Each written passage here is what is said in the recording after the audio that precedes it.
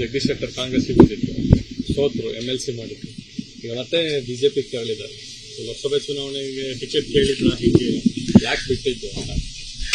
ಈಗ ಲೋಕಸಭಾ ಜಗದೀಶ್ ಶೆಟ್ಟರು ಪ್ರಥಮವಾಗಿ ಆವಾಗಲೇ ಬಿಜೆಪಿ ಬಿಟ್ಟಿದ್ದು ತಪ್ಪು. ಯಾಕೆಂದರೆ ಬಿಜೆಪಿ ಸಿದ್ಧಾಂತದಲ್ಲಿ ಬಂದಂಥವ್ರು ಅವರು. ಅದ್ರ ಜೊತೆಗೆ ಆ ಪಕ್ಷ ಅವರನ್ನು ಮುಖ್ಯಮಂತ್ರಿ ಮಾಡಿತ್ತು. ಏನೇ ವ್ಯತ್ಯಾಸ ಇದ್ರೂ ಅಲ್ಲೇ ಸರಿ ಮಾಡ್ಕೋಬೇಕಾಯಿತು. ಅವರು ಬಂದದ್ದು ಮೊದಲನೇ ತಪ್ಪು. ಮತ್ತೀಗ ಎರಡನೇ ತಪ್ಪು ಮಾಡಿದ್ದಾರೆ. ಎರಡನೇ ತಪ್ಪು, ರಾಜಕೀಯದಿಂದ ನಿವೃತ್ತಿಯಾಗಿ ಮನೆಗೆ ಹೋಗಿದ್ರೂ ಕೂಡ ಯಾವುದೇ ಕಾರಣದಿಂದ ಅವರು ಈ ಕೆಲಸನ ಮಾಡಬಾರ್ದಾಯಿತು. ಈ ರೀತಿ ಮತ್ತೆ ವಾಪಸ್ ಹೋಗುವಂಥ ಕೆಲಸ ಮಾಡಬಾರ್ದಾಯಿತು. ಯಾರು ಇನ್ನು ಹರ ಶಿವ ಅಂತ 150 ವರ್ಷ ಬಾಳಲ್ಲ. 20 ವರ್ಷ ರಾಜಕೀಯ, 5 ವರ್ಷ ರಾಜಕೀಯ ಮಾಡ್ಬೋದು, ಬಿಡ್ಬೋದು.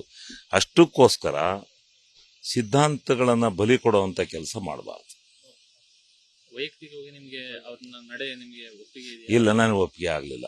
ಅವ್ರ ಮೊದಲು ನಡೆ ಇತ್ತು.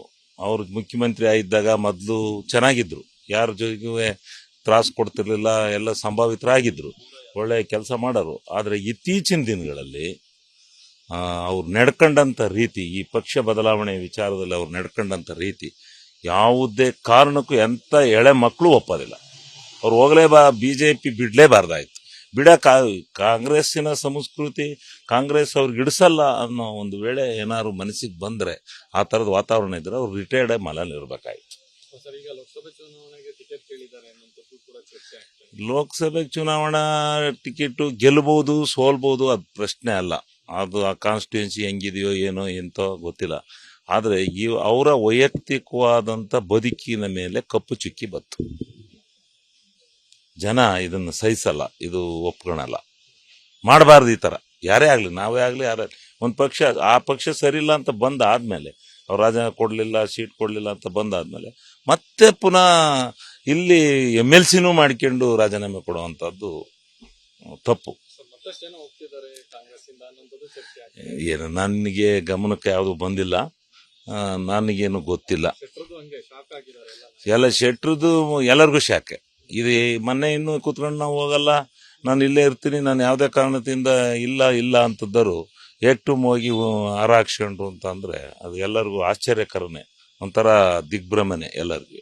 ಇದೇನಪ್ಪ, ರಾಜಕೀಯದಲ್ಲಿ ನೀತಿ ಇದೆಯಾ, ನೆಲೆ ಇದೆಯಾ, ಗುರಿ ಇದೆಯಾ, ಜನ ರಾಜಕಾರಣಿಗಳನ್ನ ಹೆಂಗೆ ನಂಬಬೇಕು, ನಂಬಾರ್ದು ಅಂತಕ್ಕಂಥ ಭಾವನೆ ಉದ್ಭವ ಆಗ್ತಕ್ಕಂಥದ್ದು ಸತ್ಯ. ಅನುಕ್ಷಣದ ಸುದ್ದಿಗಳಿಗಾಗಿ ವಿಸ್ತಾರ ನ್ಯೂಸ್ ಯೂಟ್ಯೂಬ್ ಚಾನೆಲ್ ಸಬ್ಸ್ಕ್ರೈಬ್ ಮಾಡಿ. ಹೊಸ ಸುದ್ದಿಗಳ ನೋಟಿಫಿಕೇಶನ್ಗಾಗಿ ಬೆಲ್ ಐಕಾನ್ ಕ್ಲಿಕ್ ಮಾಡಿ. ಲೇಟೆಸ್ಟ್ ಅಪ್ಡೇಟ್ಸ್ಗಾಗಿ www.vistaranews.com ವೆಬ್ಸೈಟ್ಗೆ ವಿಸಿಟ್ ಮಾಡಿ.